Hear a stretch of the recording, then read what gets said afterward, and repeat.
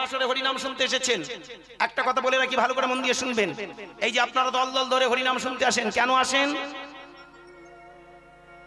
কে কতটা গাইলো, কে কতটা দেখতে ভালো, হ্যাঁ, কাকে সাজালে কতটা ভালো হয় সেইটা দেখার জন্য নয়।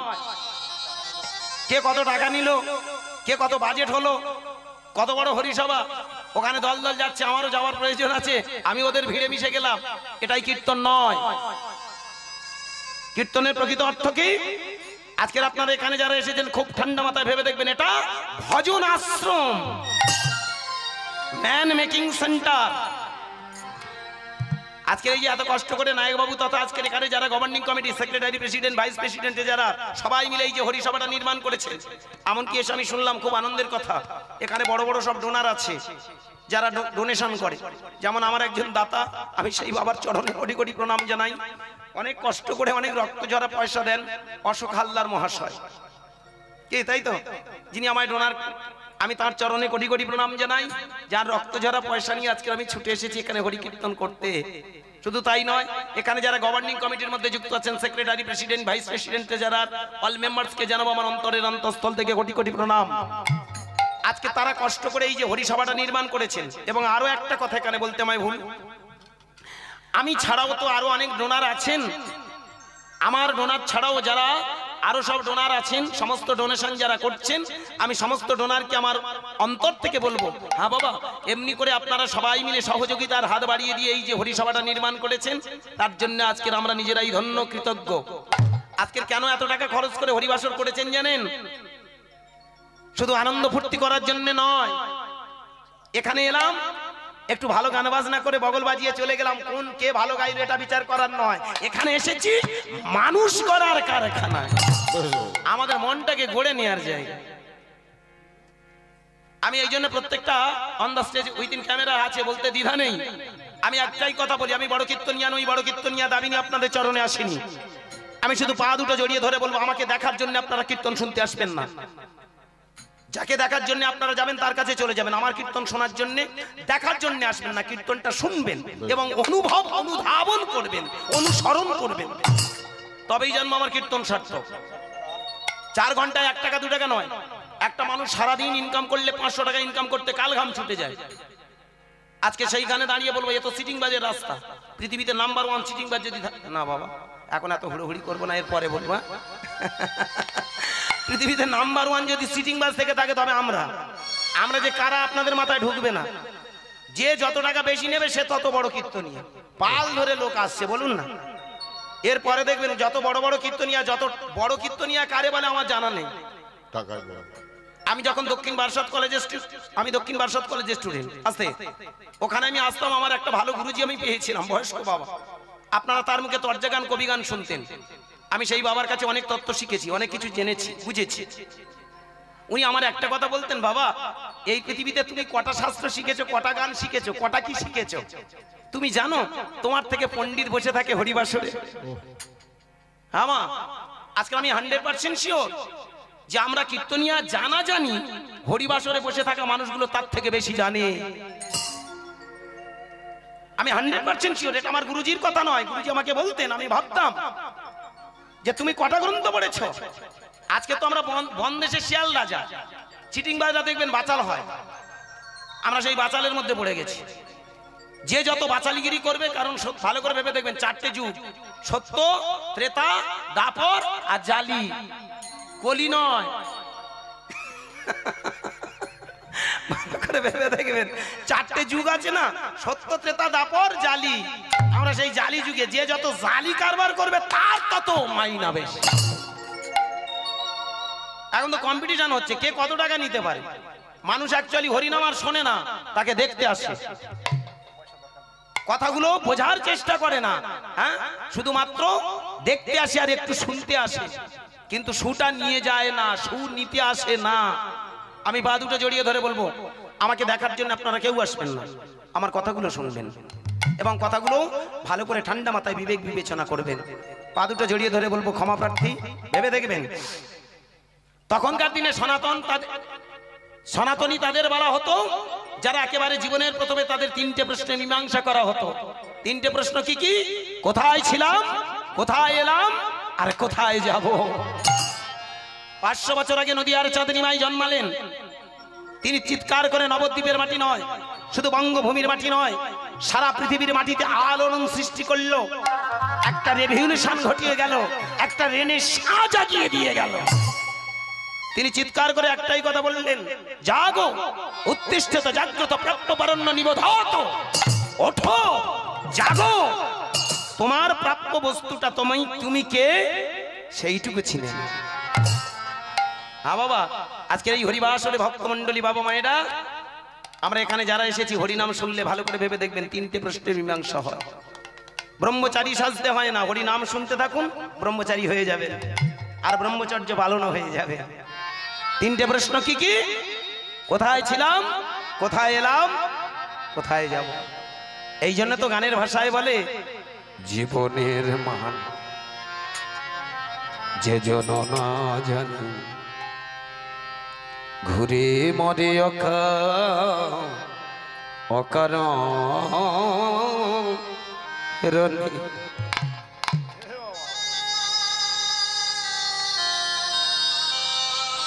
নিতাই গৌর হরি হরি হরি বল। জীবনের মানে জীবনের মানে যে জন না জানে,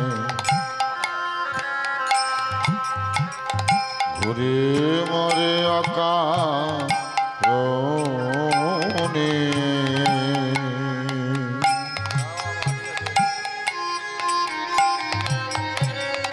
জীবনের মানে জীবনের মানে যে জন না জানে, ঘুরে মরে অকারণে।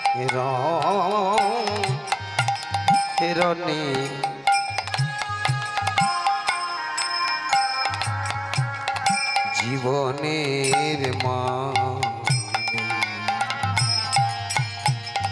জীবনের মানে যে জন না জানে, ঘুরে মরে অকারণে।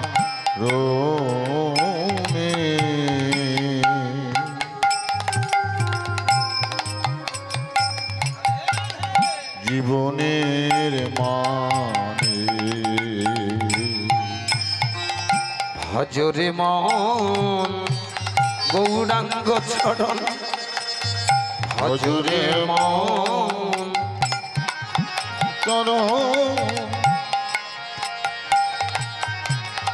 ভজরে মন গৌরাঙ্গ চরণ, ভজরে মন গৌরাঙ্গ চরণ।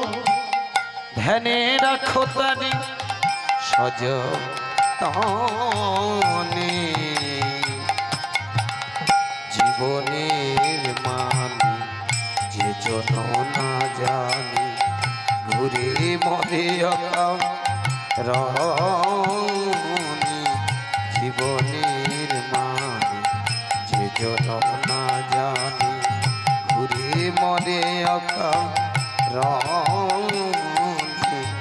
জীবনের মানে জীবনের মানে জীবনের মানে ভজরে মন গৌরাঙ্গ চরণ। ধ্যানে রাখো তারে সযতনে। জীবনের মানে যে জন না জানে, ঘুরে মরে অকারণে।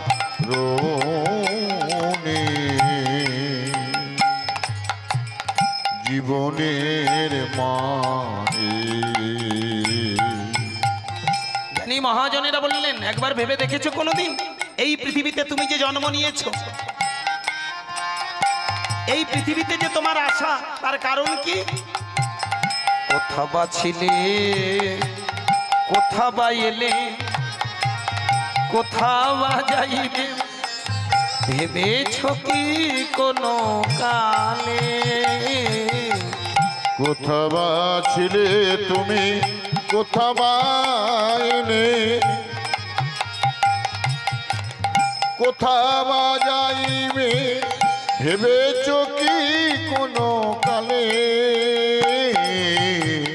কোথা বা ছিলে, কোথা বা এলে, কোথা বা যাইবে, ভেবেছ কি কোনো কালে? কোথা বা ছিলে তুমি, কোথা বা এলে, কোথা বা যাইবে, ভেবেছ কি কোনো কালে?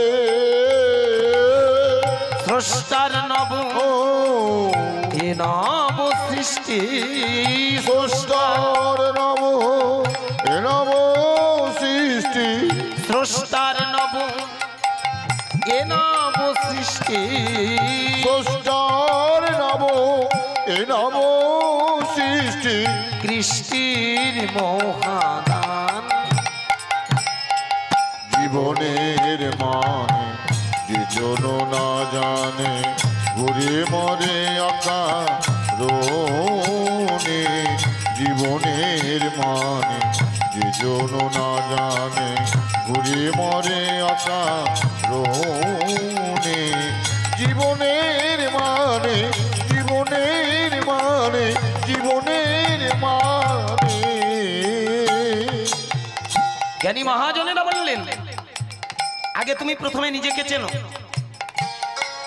এই পৃথিবীতে যে সুন্দর দেহটা নিয়ে তুমি জন্মেছ, ওই পশু পাখি তরুলতা বৃক্ষ গুল্মাদি যেমন দেহ, তোমারও দেহ। ওই যে দূরে যা কিছু দেখতে পাচ্ছ সবার মতো তোমারও একটা সুন্দর দেহ। পার্থক্য কোথায়?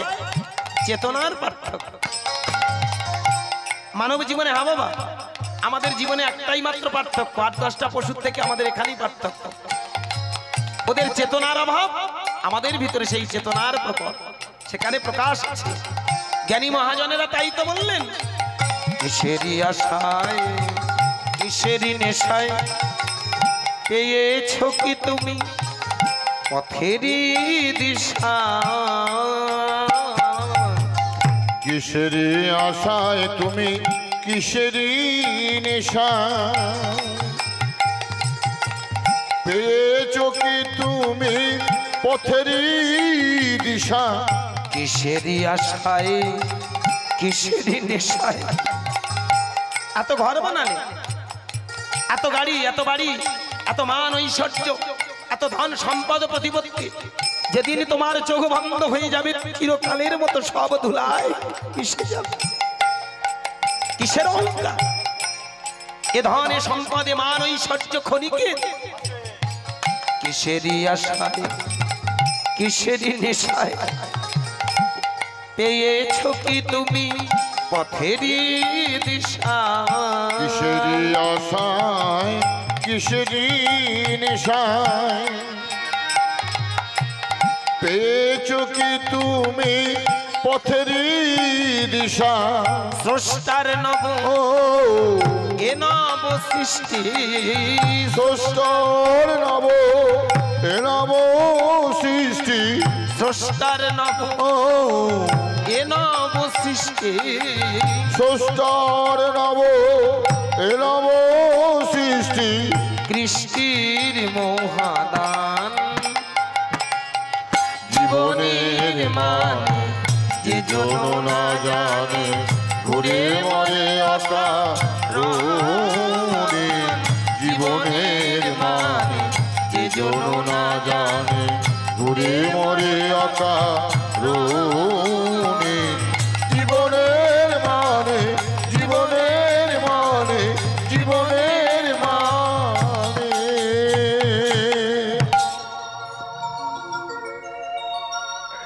জীবনের মানে যে জন না জানে, ঘুরে মরে কারণ।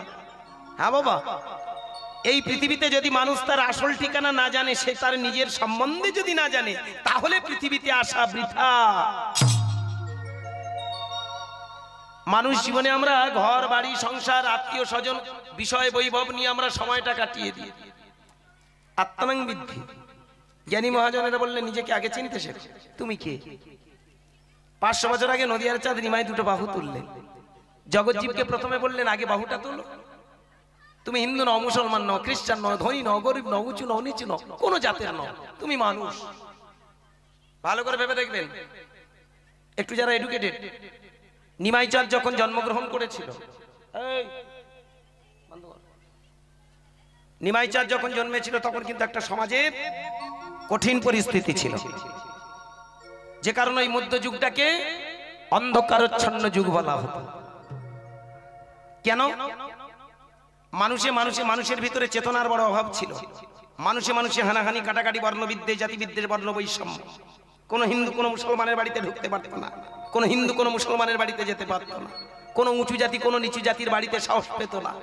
ভালো করে দেখবেন, রাস্তা দিয়ে কোনো যদি ব্রাহ্মণ হেঁটে যেত, কোনো ছোট জাত যদি হেঁটে যেত, দেখবেন সেই ব্রাহ্মণের ছায়াটা, শূদ্রের ছায়াটা বা নিকৃষ্ট জাতের ছায়াটা যদি ব্রাহ্মণ কোনো কারণে একটু ডিঙিয়ে যেত, তাহলে ব্রাহ্মণ স্নান করে তবে ঘরে ফিরত। নিমাই চাঁদের এইখানে প্রথম প্রতিভা। আগে ভালো করে ভেবে দেখবেন, ভগবান কেন বলা হয়? গৌরাঙ্গ মহাপ্রভু আমার আপনার মতো মানুষ তো, মানুষ ছিল নাকি অন্য কিছু ছিল? কি বাবা, সেও মানুষ, আমি মানুষ, তাকে ভগবান বলা হলো। কেন বলা হলো? একটা কথা মনে রাখবেন, খুব ভালো করে মন দিয়ে শুনবেন। আপনারা হরিনাম শুনতে এসেছেন, এই কথাগুলো আজকে দিনে কিন্তু কেউ বলতে আসে না। মানুষই ভগবান, ভগবান বলে বাড়তি কিছু নেই। মানুষ কর্মগুণে ভগবান হয়, দেবতা কভু আসে নাই। দেবতা কোনো ওপরে নয়, দেবতা কোনো আলাদা জগতের মানুষ, আলাদা জগতের বস্তু নয়। দ্য ম্যান ইজ গড, মানুষই ভগবান। কখন? তার কর্মগুণে। 500 বছর আগে নদিয়ার ছেলে নিমাই আমার আপনার মতো মানুষ ছিল, কিন্তু সব থেকে বড় কথা জানেন, জন্মেই সঙ্গে সঙ্গে দেখেছিল বড় অন্ধকারে মানুষ পড়ে আছে। এত হানাহানি, এত মারামারি, এত কাটাকাটি, বর্ণ বিদ্বেষ হিন্দু মুসলমানের মধ্যে। রাগ করবেন না, বর্তমানে যেমন দেখেছেন আগুন হচ্ছে, চারিদিকে একটা অগ্নুৎপাত। খুব ভালো করে ভেবে দেখবেন, অন দ্য স্টেজে উইথিন ক্যামেরার সামনে বলতে দ্বিধা নেই, আগামী দিনে কিন্তু আমাদের চোখের সামনে ভালো করে খুব ঠান্ডা মাথা বিচক্ষণতার সঙ্গে যদি ভেবে দেখেন, তবে দিন বড় খারাপ আসছে।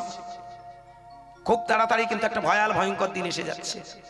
আগামী তৃতীয় বিশ্বযুদ্ধটা যেন দোরগোড়ায় কড়া নাড়তে শুরু করেছে। খুব ঠান্ডা মাথায় ভেবে দেখবেন। আমি ভবিষ্যৎবাণী করতে আসিনি, হরিবাসনে শুধু একটাই কথা বলতে এসেছি, মানুষের মধ্যে এখনো যদি চেতনা না তৈরি করতে পারি, নামে আমাদের হরিনাম শুনতে যাই, কিন্তু হরিনামের আসল তত্ত্ব আমরা বুঝি না। হরিনাম কেন করা হয় তার আমরা মানে জানি না।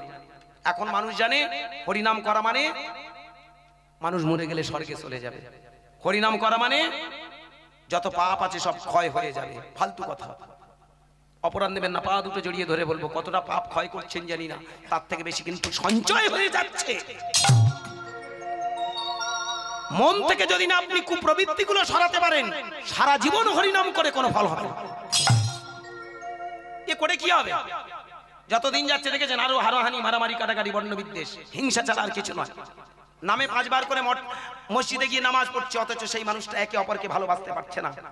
নয়, রাস্তা দিয়ে কোনো হিন্দু যদি যায়, হেঁটে যায়, হ্যাঁ, তাকে দেখে ঘৃণা করছে। নামে বৈষ্ণব সেজে বসে আছে, রাস্তা দিয়ে কোনো যদি বিধর্মী মানুষ হেঁটে যায়, তাকে ভালোবাসার চোখ দিয়ে দেখতে পাচ্ছি না।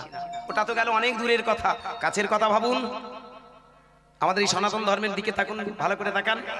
কেউ যদি একবার নিরামিষ খেয়েছে, চৈতন্য রেখেছে, মালা পড়েছে, তার চিন্তা ভাবনা আলাদা হয়ে গেল, মোটিভেশন আলাদা হয়ে গেল, যাচ্ছে না? কি অবস্থা! সেদিন থেকে সে মনে ভেবে নিয়েছে আমি জাতের ওপরে। কে পুজো করবে তাই নিয়ে মাঝে মধ্যে সমস্যা হচ্ছে। একটা হরিবাসর হয়েছে, হরিবাসরে কে পুজো করবে, ব্রাহ্মণ না বৈষ্ণব? কে বড়? কেউ বলে ব্রাহ্মণ বড়, কেউ বলে বৈষ্ণব বড়। কি লড়াই হচ্ছে বুঝতে পারছেন? নিমাই চাঁদ এই যুদ্ধ করার জন্য আসেনি, তিনি যুদ্ধ করে সমাজের ক্লেদ পঙ্কিলতাগুলো বিনাশ করার জন্য এসেছিল। এগুলো আগে বোঝার আছে। তিনি চেয়েছিল সমাজ সুস্থ হোক, আর সমাজটা সুস্থ করতে গেলে মানুষের ভিতরটা আগে সুস্থ করতে হবে। মানুষের ভিতরটা বড় অসুস্থ হয়ে আছে জানেন। এই যে হানাহানি, মারামারি, কাটাকাটি, বর্ণবিদ্বেষ, এই চোখ তৈরি হয়নি বলে তাই কিন্তু নিমাই চাঁদ দেখেছিল যে কোনো প্রকারে একটা চোখ তৈরির প্রসেস, ফর্মুলা তৈরি করতে হবে। খুব ভালো করে ভেবে দেখবেন, আমাদের কিন্তু তিনটে চোখ, কি বাবা তাই না বলুন? একে চন্দ্র, দুয়ে পক্ষ, তিনে নেত্র। আমরা নামেই বলে যাই, মানে বুঝি না। একে চন্দ্র মানে কি? একটা চাঁদ। দুয়ে পক্ষ মানে কি? শুক্লপক্ষ আর কৃষ্ণপক্ষ। তিনে নেত্র মানে কি? নেত্র মানে চোখ। আমাদের এই যে দুটো আমরা লাঠির মতো সামনে পড়ে আছে, এ দুটো আমাদের শুধু চোখ নয়, এর পেছনে আরো একটা চোখ আছে। এ দুটো তো আমাদের বাহ্য দৃষ্টি, এটা দুটো দিয়ে আমরা এই পৃথিবীর সবকিছু দেখি, কি বাবু? কিন্তু আরো একটা আমাদের চোখ আছে। এই যে আপনারা দেখেছেন একটা, এখানে আসার সঙ্গে সঙ্গে এখানে যে বাবা ঠাকুর, হ্যাঁ, আপনাদের কপালে একটা করে ফোঁটা দিয়েছে। ফোঁটাটা ওখানে দিল কেন? আর অন্য জায়গায় কোনো ফাঁকা জায়গা পাইনি নাকি? গোটা গাল ফাঁকা পড়ে আছে, একটা গালে থাপ্পড় মেরে দাও, তা নিয়ে কপালে ঠুকে দিল কেন? সারা বডি আছে, বডি খুলে সেখানে একটা স্ট্যাম্প মেরে দাও, তা তো হতে পারতো, হলো না কেন? সোজা একেবারে এসে মাত্র ঠুকে দিল কপালে। এ কপাল ঠোকার আজকের রীতি নয়। এই কপালে যে একটা ফোঁটা দেওয়ার রীতিটা, আমার মায়েরা, আপনারা সিঁদুর পড়েছেন, কোথায় সিঁদুর পড়েছেন? কপালে। কেন সিঁদুর পরার আর জায়গা নেই?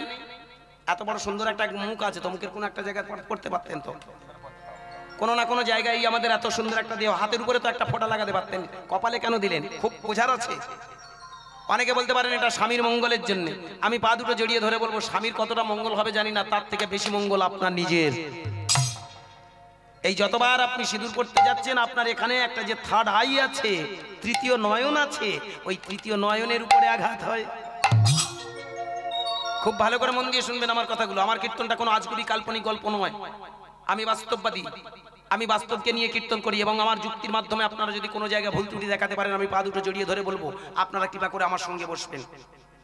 আজকের হরিবাসরে পা দুটো জড়িয়ে ধরে আমি কোনো সনাতন ধর্মের কলঙ্ক রটাতে আসিনি, কাউকে ইনসাল্ট, কাউকে থ্রেট, কাউকে ছোট করে কিছু বলার জন্য দাঁড়াইনি। কিন্তু সমাজে যেগুলো ক্লেদ, ওগুলোই কিন্তু পরিষ্কার করাই হলো কীর্তনের উদ্দেশ্য। আমাদের পায়খানার আড়াই অঙ্গুলি পরে একটা চক্র আছে, এগুলো খুব থটের কথা জানেন, পরে আমি অনেক ডিসকাস করবো, জাস্ট একটু হিন্স দিয়ে যাই। আমাদের যে পায়খানা করি, স্রষ্টা বলছে তোমার এই যন্ত্রটা ভালো করে রিসার্চ করে দেখো, কে তুমি, কি তোমার আসল পরিচয়। আমি যে যন্ত্রটা দিয়েছি তোমাকে শুধুমাত্রই খাওয়া পড়াও, হই হল্লা আনন্দের জন্য নয়। ভালো মন্দ খেলে পায়খানা থেকে বেরিয়ে গেল, একটু নেশা জাগলো, হ্যাঁ, স্বামী স্ত্রীর মিলন হলো, এর জন্য তোমার ওই স্বাধিষ্ঠানটা দেওয়া নয়। খুব ভালো করে মন দিয়ে শুনবেন। এই যে নাভি কমল, এই যে বক্ষস্থল, একে অপরকে শুধু ভালোবাসার আসতে, এখানকার প্রেম প্রীতির জন্য নয়, আরো একটা বড় দিক আছে। খুব ভালো করে মন দিয়ে শুনবেন। আমাদের যে ষটচক্র আছে, ষটচক্র সম্বন্ধে আগে আইডিয়া থাকতে হবে। এখনকার দিনে আমরা যারা কীর্তনিয়ারা কীর্তন করে বেরিয়ে যাই, উপরে উপরে চলে যাই, কিন্তু উপরের নয়, আগে ভিতরের কথাটা আমাদের জানতে হবে। পায়খানার আড়াই অঙ্গুলি পরে একটা চক্র আছে, যার নাম মূলাধার, কি বাবা তাই না? যেখানে আমরা প্রস্রাব করি, এটা হলো স্বাধিষ্ঠান, স্বাধিষ্ঠান, ওখানেই তার বাস। স্বামী স্ত্রী শুধু মিলনেইটা আমাদের জীবনের সেই স্বাধিষ্ঠান নয়, এর পিছনে দেখায় এটাকে সংযম করে এটা দিয়ে দেখে নাও, এই বিশ্ব ব্রহ্মাণ্ডে যা কিছু সৃষ্টির মূলে এখানে যখন সেই যে স্বাধিষ্ঠান, কিন্তু ভেবে দেখবে এই স্বাধিষ্ঠান দিয়েই সারা পৃথিবীটাকে আপন করে নেওয়া যায়। যদি তুমি প্রকৃত সাধক হও, এমন একটা দিন আসবে তোমার ভিতরে সেই কুপ্রবৃত্তি লালসাগুলো আস্তে আস্তে মেনটেন্স হয়ে যাবে। অনেকে এটাকে কোপ নিয়ে এটে রেখে দেয়। আমি বলবো, পা দুটো জড়িয়ে ধরে বলবো, কেন এইসব ব্যবসা জুড়েছে বাবা? হ্যাঁ, এসব কোপনি আটার কোনো মানে নেই। কোপনি, তোমার ভিতরে কোপনি একদিন আসবে। সেদিন কখন? যেদিন তুমি নামের নামী হয়ে ওই মূলাধার থেকে সুরটাকে টেনে তোমার স্বাধিষ্ঠানে নিয়ে আসবে। পায়খানার আড়াই অঙ্গুলি পরে একটা চক্র আছে, যার নাম মূলাধার, যেখানে প্রস্রাবের দ্বার একটু বলে দিই, স্বাধিষ্ঠান, যেখানে নাভি কমলের আছে মণিপুর, যেখানে বক্ষস্থলের নাম হচ্ছে অনাহত। আমাদের কণ্ঠস্থলে একটা চক্র আছে, যার নাম বিশুদ্ধ, এবং দুই ভ্রুর মাঝখানে, যেখানে আমার বাবা মায়ের আমি একটু আগে যে কথাগুলো বলছিলাম, এই যে আপনারা আমরা সবাই মিলে একটা করে ফোঁটা লাগিয়েছি, এর নাম হলো আজ্ঞা চক্র। ও যদি একবার আজ্ঞা পায়, ওই চক্রটা যদি ফুটে ওঠে, এই পৃথিবীতে চক্রধারীকে খুঁজতে হয় না, চক্রধারী তোমার সামনে দাঁড়িয়ে যায়। শুধু তাই নয়, সেই চক্র দিয়ে এই পৃথিবীর সমস্ত কিছুকে কেটে কুটে ক্লেদ পরিষ্কার করে দিয়ে যায়। এগুলো বোঝার আছে বাবা।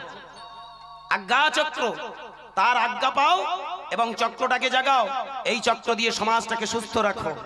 এই জন্য এর নাম হলো থার্ড আই, তৃতীয় নয়ন। চৈতন্য মহাপ্রভু হরিনামটা দিয়েছিল, আস্তে ওই মরে গেলে স্বর্গের জন্য নয়, ও তো আমাদের মতো ব্যবসায়ী কীর্তনিয়া তথা ধর্মযাজক চিটিংবাজরা আমরা এইসব কাল্পনিক একটা স্বর্গ তৈরি করে ফেলছি। বলুন মরে গেলে স্বর্গ। আমাদের পাড়ায় এক জায়গায় ওরকম নাম হট্ট হচ্ছে, নাম হট্ট বোঝেন? এখন ওই হট্টগোলটা খুব পাড়ায় পাড়ায়। বাবুরা এসে চৈতন্যকে পরে ঝেড়ে খাবে, অথচ তোমায় ভালোবাসবে না। ভালো করে ভেবে দেখবেন, চৈতন্যকে যে মালা পড়েছে, সবকিছু করেছে, নাম হট্ট হচ্ছে, খুব ভালো কথা, আনন্দের কথা, ভগবানের কথা আলোচনা, সৎ কথা আলোচনা, খুবই ভালো কথা। কিন্তু ভালো করে ভেবে দেখবেন, ওদের ভেতরে এখনো সততা তৈরি হয়নি। যেই দেখবেন রান্না বান্না হয়ে যাবে, খাওয়া দাওয়ার অ্যারেঞ্জ হবে, ওরা সঙ্গে সঙ্গে বলবে একদিকে সাধুরা বসো, অপর দিকে জানোয়ার গুলো বসো। কে রাগ করবেন না, আমাদের জানোয়ার ছাড়া অন্য কিছু ভাবে না। ভাবে বলুন, আমাদের পশু ছাড়া অন্য কিছু ভাবে না। ওরা বলে আস্তে, যার গলায় মালা নেই তার দেহ পশুর তুল্য। মানে বুঝতে পারছেন কোন জায়গায় দাঁড় করিয়ে দিচ্ছে? বলুন, মালা না নিলে তাহলে কি আমরা সব পশু হয়ে গেলাম? নিমাই চাঁদ বলেছিল মালা গলায় প্রয়োজন আছে। কোন মালা? শুধু রাশি রাশি ওই তুলসীর মালা গোটা কত ঝোলানোটাই মালা নয়। তোমার কণ্ঠ দিয়ে যেন অনর্গল কৃষ্ণ নামের মালা বেরিয়ে আসছে। খেতে শুতে বসতে হাঁটতে চলতে ফিরতে তুমি কৃষ্ণ নামের নামে হও। নাদ ব্রহ্ম সাউন্ড নারাজ্য শব্দ ব্রহ্ম কৃষ্ণ রাম নারায়ণ, এই শব্দগুলো যেন তোমার কণ্ঠ দিয়ে অনর্গল বেরিয়ে আসে। এই মালা যেদিন পড়বে সেদিন দেখবে আস্তে আস্তে এই সংসারের সব জ্বালাগুলো তোমার দূর হয়ে যাবে। এই প্রকৃতির যা জ্বালা আছে, এই জ্বালাগুলো নিবারণ করতে পারবে একমাত্র এই হরি নাম। নামে মানুষের চেতনা তৈরি হয়। হ্যাঁ বাবা, তো যাই হোক, সেই নাম হট্টে কি আমার একটা বড় সিদ্ধান্ত, একটা শিক্ষা হলো। সেদিন আমার গান ছিল না, গান নেই বলে তো আমার গিন্নিকে নিয়ে আমার দুটো বাচ্চা নিয়ে গেছি। এই আমার একটা বড় এসেছে, ওই বড়টা এসেছে, ওই সব থেকে বড়। বলে বাবা আজকে তোমার সঙ্গে যাবো। আমি চল, যাবি তো চল, গাড়িতে যাবি যখন। আবার কি ওর পরে আর একটা আছে, বছর 3 তো সে এখন গড়াচ্ছে। এখন আমার 42 চলছে, 42। জানি না ওরা বড় হতে হতে ততদিন আমি হরি বলে হয়ে যাবো। কারণ সবে বাবা গো, মায়ের বাবা মিথ্যে কথা নয়, সবে চশমা নিয়েছে। 42 বছরে আপনি চশমা নিয়েছেন? আমার দুটো, একটা গাড়িতে একটা বাড়িতে। আর চুলের গল্প আর কি বলবো, পাটের ভুসি হয়ে গেছে একদম।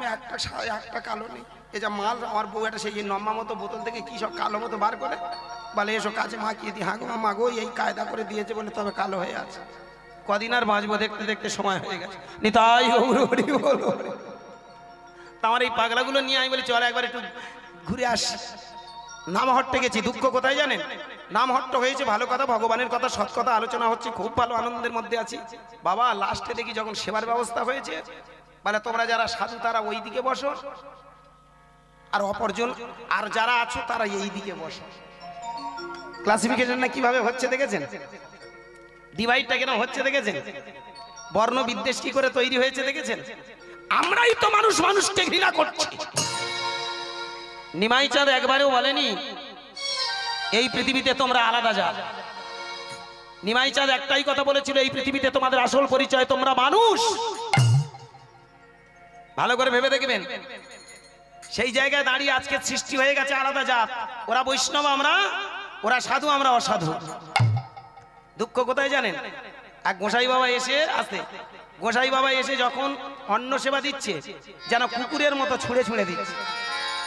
দেখবেন, এটা আমি বলবো না, আপনারা মিলিয়ে নেবেন। কিন্তু ওরা যখন খাচ্ছে অতি আদর করে তাদের দিচ্ছে। কেন? হে গো, তুমি বাড়ি থেকে চাল নিয়ে এসেছিলে, বাড়ি থেকে ডাল নিয়ে এসেছো, বাড়ি থেকে টাকা নিয়ে এসেছো, সবকিছু তো সংসারী মানুষের। এই সংসারী মানুষের টাকা, সংসারী মানুষের জ্বালানি, এই সংসারে মানুষের সব চাল ডাল তরি তরকারি। তাহলে এদেরকে কেন তুমি ঘৃণা করো? এটা আগে বোঝার আছে বাবা। এই কথাগুলো বললে অনেকের মনে হয়তো কষ্ট হয়। আস্তে, এই কথাগুলো বললে হয়তো অনেকের কাছে অনেকে দুঃখ পেতে পারেন। আমি পা দুটো জড়িয়ে ধরে বলবো, এটা চৈতন্য মহাপ্রভুর কথা নয়।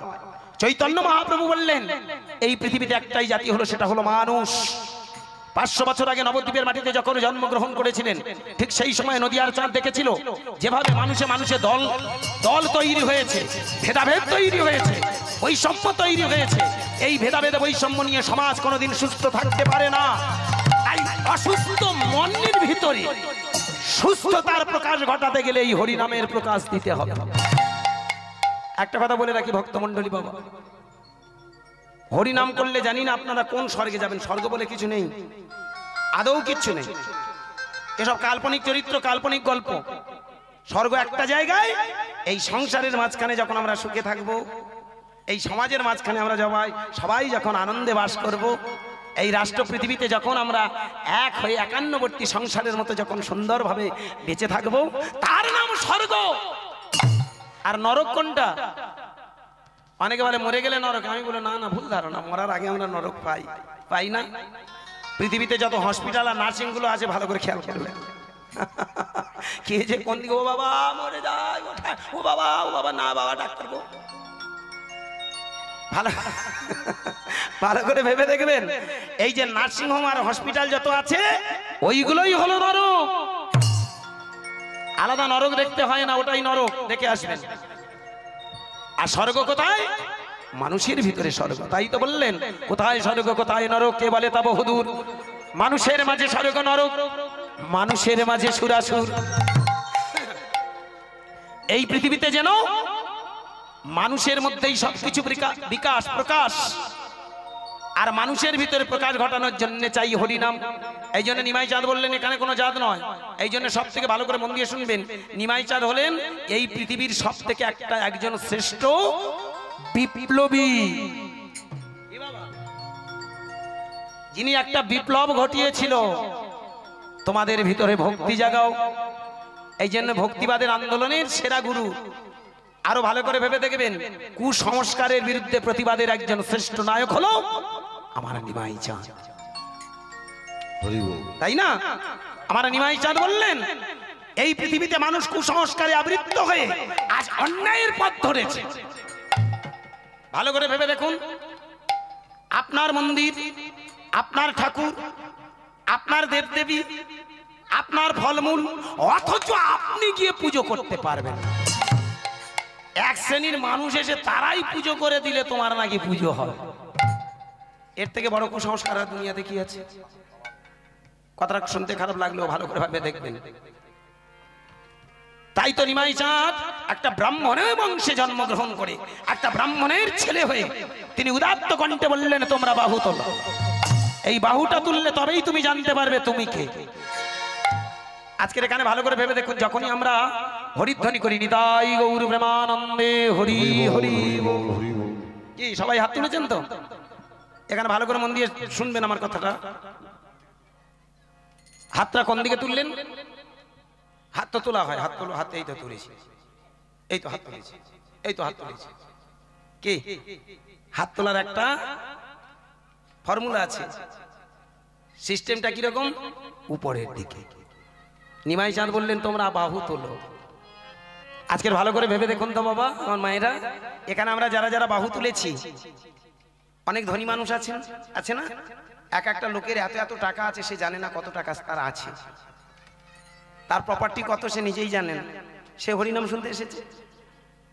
আবার এখানে এমনও মানুষ আছেন যার দিনান্তে খাওয়া জোটে না, আছে তো? এই হরিবাসরে বসে আছেন। এখানে ব্রাহ্মণ আছে, বৈষ্ণব আছে, শূদ্র আছে, ক্ষত্রিয় আছে, বৈশ্য, সব বিভিন্ন জাতের মানুষ আছে। এমনকি দেখবেন হরিবাসনে অনেক সময় অনেক মুসলমান ভাইও আসে, তারাও হাত তোলে। কথাটা খুব ভালো করে ভাববেন। এখন এই যে বিভিন্ন ধর্মের মানুষ যখন এক জায়গায় জড়ো হলো, কিন্তু দেখবেন যখনই হরিধ্বনি দেওয়া হয়, নিতাই গৌর হরি বল, সঙ্গে সঙ্গে দেখবেন আপনার আর ধনী ধনী নয়, যে গরিব সে গরিব নয়, যে ব্রাহ্মণ সে ব্রাহ্মণ নয়, যে বৈষ্ণব সে বৈষ্ণব নয়, যে শূদ্র সে শূদ্র নয়, এখন হয়ে গেছে সে পরম পিতার সন্তান। কি যখনই হাতটা তোলা হয়, সঙ্গে সঙ্গে মনে হয় জানো আমরা এই পৃথিবীর মানুষ নই, অন্য কোন জায়গায় আমাদের ঠিকানা। কি বাবা, হাতটা তুললেই মনে হয় জানো এখানকার আমাদের আসল ঠিকানা নয়, আসল ঠিকানা কোনো একটা জায়গা আছে। নিমাই চাঁদ বললেন তোমরা উপরে খোঁজো, ঠিকানা পাবে। এখানে এসে তোমরা হানাহানি করে ঠিকানা গুছাচ্ছ, ভালো ঘর বানিয়েছো, ও ঘর তোমায় ধরে রাখবে তো? ঘরটা তুমি বুকে আঁকড়িয়ে রাখতে পারবে তো? হ্যাঁ, যে ধন সম্পদ গুলো তুমি এত কষ্ট করে মিথ্যা প্রবঞ্চনা ছল চাতুরি করে তুমি যে টাকাগুলো তুমি এক জায়গায় জড়ো করেছো, ও টাকা কটা তোমার তো? ভালো করে ভেবে দেখবেন, এই পৃথিবীতে যা কিছু আমরা অর্জন করছি কেন, হানাহানি মারামারি কাটাকাটি করে যা কিছু করি না কেন, এরা কিন্তু কেউ আপনাকে ধরে রাখতে পারবে না। যেদিন ছুটির দিন আসবে, এই পৃথিবীতে যেদিন ডাক আসবে, সেদিন সব ছেড়ে চলে যেতে হবে।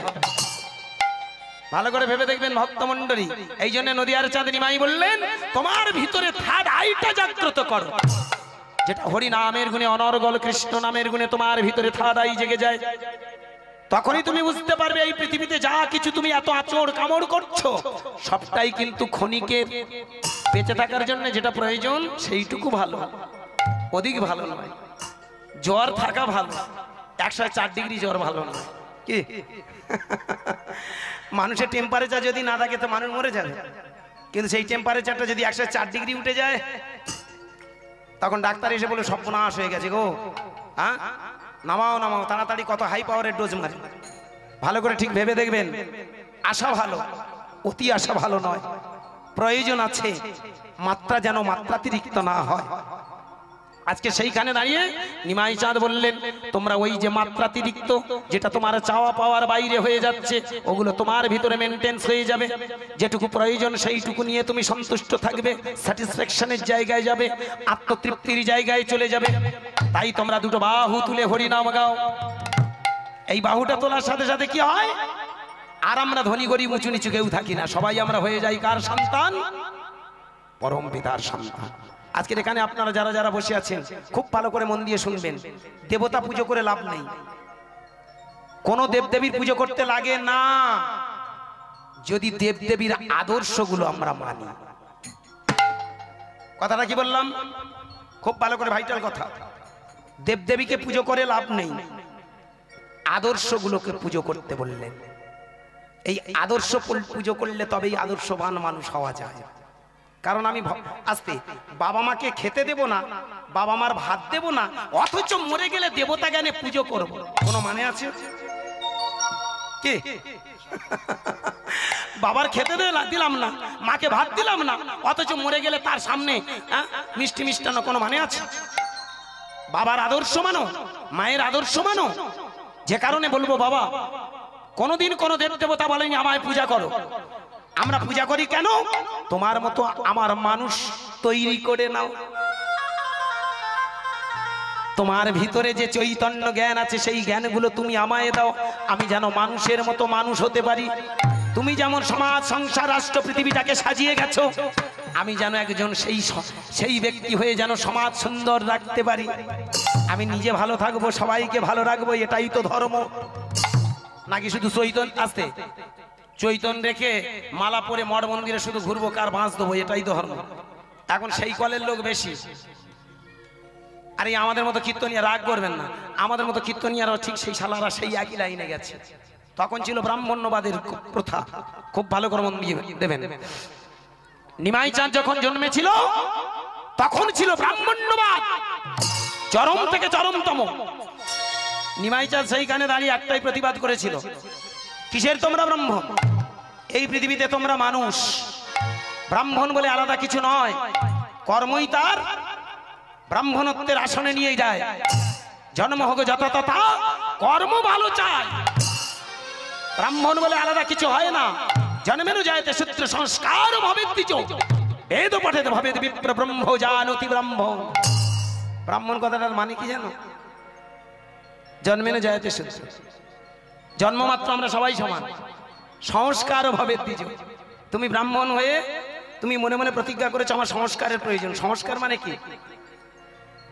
যেদিন দেখবেন পৈতেটা নেওয়া হয়, ওই পৈতেটা নিলে তাকে বলা হয় দ্বিজ। দ্বিজ মানে আরেকবার জন্ম। এই পৈতে ধরার সাথে সাথে তাকে বলা হলো দ্বিজ। খুব মন দিয়ে শুনবেন আমার কথাটা।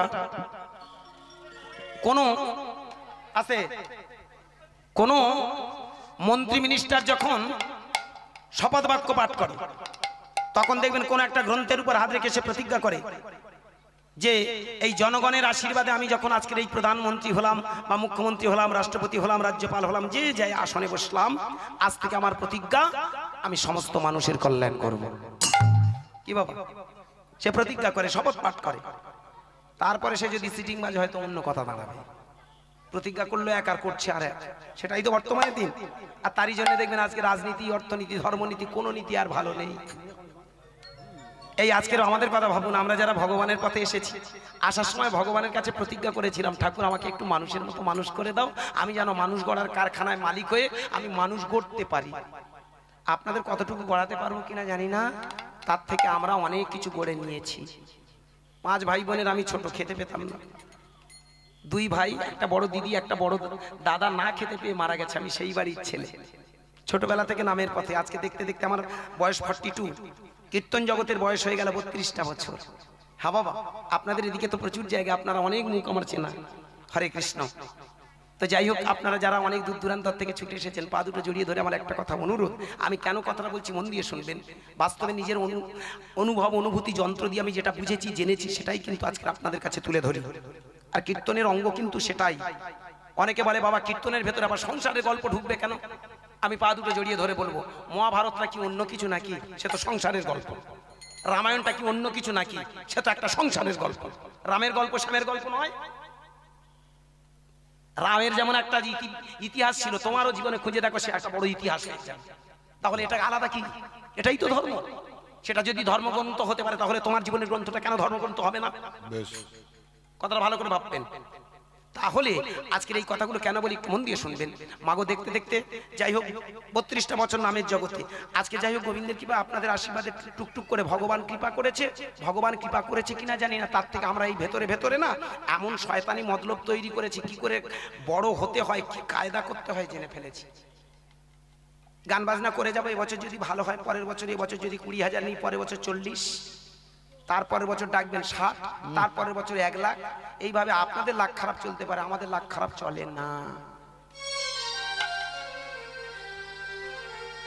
আমরা যে কি জিনিস আপনাদের মাথায় জীবনে ঢুকবে না। পা দুটো জড়িয়ে ধরে বলবো, পৃথিবীতে ভগবান এই পাওয়ারটা দিয়েছিল কেন? মানুষকে মানুষ তৈরি করার জন্য, এখানে এসে শোষণ করার জন্য নয়। আজকের এই হরিবাসরে দাঁড়িয়ে একটা কথা বলি, বাবা রাগ করবেন না।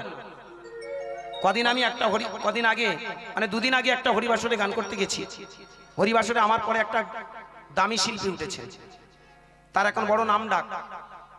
ক্যামেরার সামনে তার নামটা আর বলছি না, পরে কোনো একটা সময় আসলে নিশ্চয়ই আপনাদের জানাবো। আমার গান গাওয়ার পরে আমি এই যে কথাগুলো বলি, হরিবাসরে অনেকের হয়তো খারাপ লাগতে পারে, কারণ যারা বড় শিল্পীকে ভালোবাসেন তাদের খারাপ লাগা কথা। কিন্তু বড় শিল্পীকে আনতে গিয়ে আপনাদের সমাজটা যে চৌচির হয়ে যাচ্ছে, ভেঙে চুরে খাক হয়ে যাচ্ছে, ধ্বংস হয়ে যাচ্ছে সনাতন ধর্ম, ধ্বংস হয়ে যাচ্ছে হরিবাসরগুলো। এই কথাগুলো বলি বলে হয়তো অনেকের কাছে খারাপ লাগতে পারে। সেদিন আমার পরে গায়ক দাদা উঠে বলছে, গুরুদাস ভাই তুমি তো বড় গলা ওড়াচ্ছ, হ্যাঁ কীর্তনিয়ারা কেন 60, 70, 80 হাজার টাকা নেবে? তার যোগ্যতা আছে বলে নিচ্ছে। আমি পা দুটো জড়িয়ে ধরে সেই মানুষটাকে বলবো, নেক্সট দিনে আমি নাম আজকের বললাম না, কিন্তু নেক্সট দিনে উইথিন ক্যামেরা অন দা স্টেজে দাঁড়িয়ে বলতে বাধ্য হব, আপনি সাবধান হন। কারণ কি আমার যোগ্যতা? পৃথিবীতে ভগবান তোমাকে আজকের একটা আসন দিয়েছে, পৃথিবীতে তোমাকে একটা মাত্রা দিয়ে পাঠিয়েছে সমাজ গড়ার জন্য, সমাজটাকে শেষ করার জন্য। একটা মানুষের কত যোগ্যতা থাকতে পারে গো? 3 ঘন্টা 60, 70 হাজার টাকা, এ তো বেঈমান, অমানুষ, জানোয়ারের দল। জানেন একটা হরিবাসর করতে কত কষ্ট? সারা বছর মানুষের। আমি একটা জিনিস দেখলাম, লেখা আছে দেখুন, গলা ডহরা সর্বজনীন, হ্যাঁ সর্বজনীন ভিক্ষার হরিসভা। ভিক্ষা কথাটা কেন লিখেছেন বলতে পারেন? সারা বছর যে মানুষগুলো গভর্নিং কমিটির মধ্যে যুক্ত আছেন, পাড়ায় পাড়ায় ভিক্ষা করে, গ্রামে গ্রামে ভিক্ষা করে, মানুষের কাছে গিয়ে হাতে ধরে পায়ে ধরে অনুনয় বিনয় করে টাকা নিয়ে আসে। ভালো করে ভেবে দেখবেন কত কষ্ট করে একটা হরিসভা দিয়েছে। আর আমরা এখানে যোগ্যতা দেখাতে এমন জানোয়ারের বাচ্চা 3 ঘন্টায় সেই টাকাগুলো নিয়ে চলে যাচ্ছে। একদম আমরা কারা? বাঘ থাকে বনে, থাকেও সে মনে, রক্তের স্বাদ পেতে চায় ক্ষণে ক্ষণে। বাঘ যেমন একটা জানোয়ার বনে থাকে, মানুষের মনে একটা জানোয়ার বাস করে, যার নাম হলো লোভ। পৃথিবীতে তুমি কত বড় শিখেছো, কটা গ্রন্থ তুমি পড়েছো? মানুষকে জ্ঞান দিতে যে নিতে হবে তার 60,000 70,000। এ তো তোমরা সবাই উঠে পড়ে লেগেছো কি করে সনাতন ধর্মটা শেষ হয়। তোমরা উঠে পড়ে লেগেছো কি করে হিন্দু ধর্মটা শেষ হয়। তোমরা উঠে পড়ে লেগেছো কি করে হরিবাসর গুলো শেষ করে দেওয়া যায়। আর আমি আপনাদের পা দুটো জড়িয়ে ধরে একটাই কথা বলে যাবো, বাবা, নাম ফাটানোর জন্যে শুধু লোক জড়ো করার জন্য লাখ লাখ টাকা খরচ করার দরকার নেই। এতে আপনাদের কোনো লাভ হবে না, লাভ হবে আমাদের। আজকের 32 বছরের কীর্তনীয় মিথ্যা কথা নয়। সেইখানে দাঁড়িয়ে একটা কথা বলতে আমার বড় কষ্ট হয়। আছে বাবার 1 কাঠাও জায়গা ছিল না, আজকে 3 বিঘা জায়গা কিনেছি। মাথা গোঁজার ঠাই ছিল না, দোতলা ছাদ বানিয়েছি। পাথর বসতে শুরু করেছে। কাদের টাকায়? খুব ভালো করে ভাববেন আমার কথা দিয়ে। অথচ ভালো করে ভেবে দেখবেন কীর্তন জগতে ওই 3 ক্যামেরা অন দা স্টেজে দাঁড়িয়ে বলতে দ্বিধা নেই। কোন হরিবাসর থেকে কোন কর্তৃপক্ষ কোন নায়ক বাবু আমার সামনে দাঁড়িয়ে বলুক যে গুরুদাস বাবু জোর করে আমাদের উপর প্রেসার ক্রিয়েট করে টাকা নিয়েছে। চ্যালেঞ্জ, আমি হরিনাম ছেড়ে দেব। জানেন এমন অনেক হরিবাসর আছে মানুষের কাছে চাইতে হয় না। একটা বড় শিল্পী গান করে গেছে, তারপরে আমি গিয়ে গান গেয়েছি। আমাকে গান গাওয়ার পরে 3,000 টাকা বেশি দিয়েছে বীরভূম জেলাতে। সেখানে আমি যখন 3,000 টাকা বেশি দিচ্ছি আমি পায়ে ধরে বলছি, না বাবা আপনি তো আমায় দিয়েছেন, আমি তো 1 টাকা নিয়েছি, তারপরে কেন? বলে বাবা একটু আগে দেখেছো 70,000 টাকা নিয়ে চলে গেল, কি এমন গাইল গো। আজকে সেই জায়গায় আমার বড় ইচ্ছা হয়, বলুন আপনারা হাসি মুখে আমাকে টাকা দিয়ে আজকের ভিখারি থেকে ধনী বানিয়ে দিয়েছেন। আর এমন অনেক জানোয়ার আছে তারা হরিবাসর গুলো নষ্ট করার জন্য 60, 70, 80,000 টাকা নিয়ে চলে যাচ্ছে। বলুন কি যোগ্যতা আছে এখানে? যোগ্যতার বিচার। অসুর শোষক শয়তানেতে